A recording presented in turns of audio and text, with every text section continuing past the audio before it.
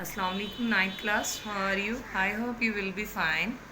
This is your subject English, your lecture number 25.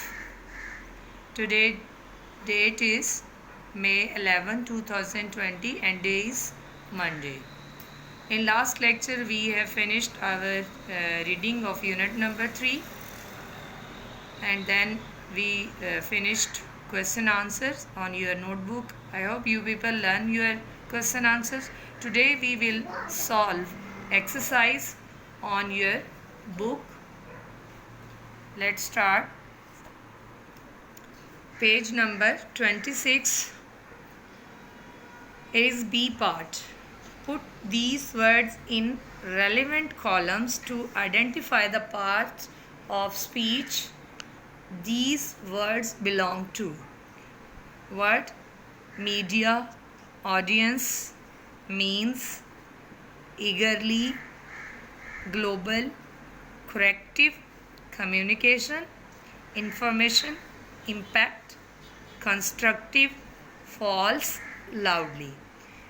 9th class के words दिए हुए हैं और इसमें हमने पार्ट्स ऑफ स्पीच में जैसे सबसे पहले पढ़ते हैं नाउन फिर प्रोनाउन, उसके अकॉर्डिंग हमने इस कॉलम में इन वर्ड्स को आइडेंटिफाई, हमें डेफिनेशंस आती हैं कि नाउन की क्या डेफिनेशन होती है, तो हम इन वर्ड्स को इजीली आइडेंटिफाई कर सकते हैं. एडजेक्टिव की हमें पता है कि वो सिफ्त होती है, अच्छी या बुरी सिफ्त के लिए जो वर्ड्स यूज़ किए हैं, यानी किसी चीज़ की अच्छाई या बुराई को बयान करने के लिए वो एडजेक्टिव्स हैं.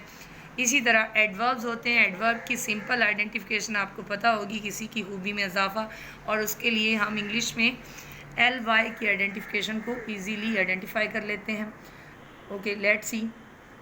मीडिया इज़ अ नाउन, ये मैंने बुक पर आपके लिए पहले ही मेंशन कर दिया है. Communication is also noun. Audience, this is also noun. Information, this is also noun.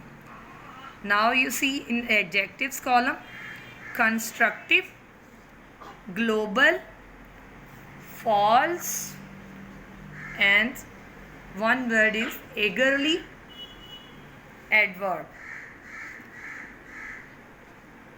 Next column, grammar part A.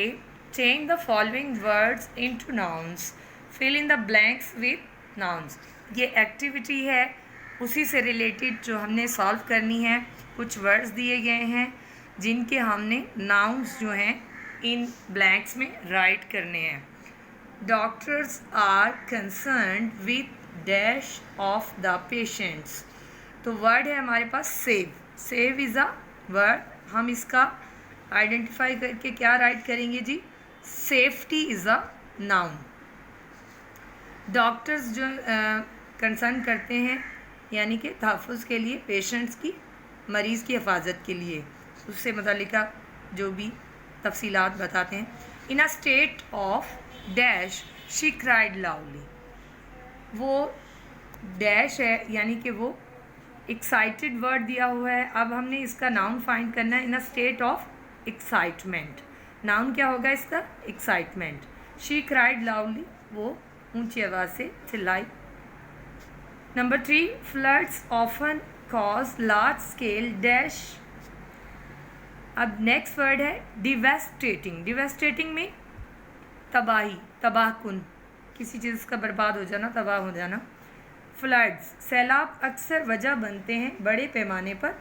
अब डिवेस्टेटिंग का हमने नाउन फाइंड किया है तो वो है devastation. Number 4, positive dash will keep you healthy. Next word है हमारे पास एक्टिव, चुस्त, होशियार. Positive activity. Activity is a noun.